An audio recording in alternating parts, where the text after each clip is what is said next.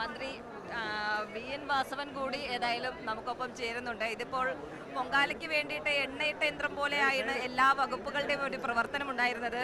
അപ്പോൾ എങ്ങനെയാണ് ഇപ്പോൾ പൊങ്കാലയിലേക്ക് എല്ലാവരും പ്രതീക്ഷിച്ച പൊങ്കാലയിലേക്ക് കാര്യങ്ങൾ ശുഭകരമായ രീതിയിൽ എത്തിയിട്ടുണ്ട്? ഞങ്ങൾ ഇതിനോടകം തന്നെ 4 മീറ്റിംഗ് നമ്മൾ ചേർന്നു. 4 മീറ്റിംഗ് നമ്മൾ ചേർന്നിരുന്നു. ആ മീറ്റിങ്ങുകളെല്ലാം ഫലപ്രദമായിരുന്നു. എല്ലാ നിലയിലുമുള്ള വകുപ്പുകളെ ഏകോപിപ്പിക്കുന്നതായിരുന്നു ആ മീറ്റിംഗ്.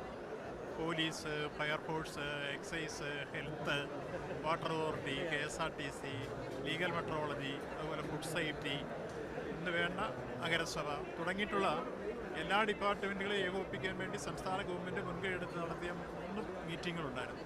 അതിൽ ഒരെണ്ണത്തിൽ ബഹുമാനപ്പെട്ട മുഖ്യമന്ത്രി തന്നെ പങ്കെടുത്തിരുന്നു. അങ്ങനെ ഞങ്ങൾ പിന്നെയും അവസാന റൗണ്ടിൽ ഇന്നലെ വീണ്ടും വന്ന് പരിശോധന നടത്തി. അപ്പോൾ അങ്ങനെ എല്ലാ അർത്ഥത്തിലും ശബരിമലയിൽ നമുക്ക് കിട്ടിയ ഒരു എക്സ്പീരിയൻസ് കൃത്യമായി ഇവിടെ നമ്മൾ ഇംപ്ലിമെൻ്റ് ചെയ്തത്. അത് നന്നായി വർക്കൗട്ട് ചെയ്തു. അതുകൊണ്ട് ഒരു പരാതിരഹിതമായ പൊങ്കാല മഹോത്സവം ഭംഗിയായി തീരുന്ന അവസ്ഥയിലേക്ക് ഇപ്പോൾ എത്തിക്കൊണ്ടിരിക്കുന്നു എന്നാണ് സൂചിപ്പിക്കാനുള്ളത്. അത് നമ്മൾ എന്തെല്ലാം പ്ലാൻ ചെയ്തു, ആ പ്ലാൻ ചെയ്തെല്ലാം ഭംഗിയായി ഫലപ്രദമായി വിജയകരമായി ഫലം കണ്ടു എന്നുള്ളതാണ് ഇതുവരെയുള്ള നമ്മുടെ അനുഭവങ്ങൾ സൂചിപ്പിക്കാനുള്ളത്. അത് എല്ലാ അർത്ഥത്തിലും പോലീസാണ് ഇപ്പോൾ 1000-ഓളം വനിതാ പോലീസ് ഉണ്ടായിരുന്നു. അതുപോലെ ഫയർഫോഴ്സിൽ 400 പേർ വനിതാ അംഗങ്ങളുണ്ടായിരുന്നു.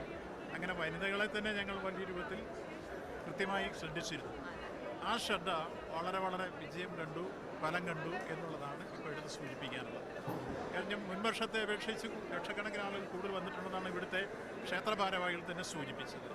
കാലാവസ്ഥയും നന്നായിരുന്നു. അങ്ങനെ എല്ലാ അർത്ഥത്തിലും നമുക്ക് കഴിഞ്ഞ ദിവസം വരെ അതികഠിനമായ ചൂട് വലിയൊരു വെല്ലുവിളി ഉണ്ടായിരുന്നു.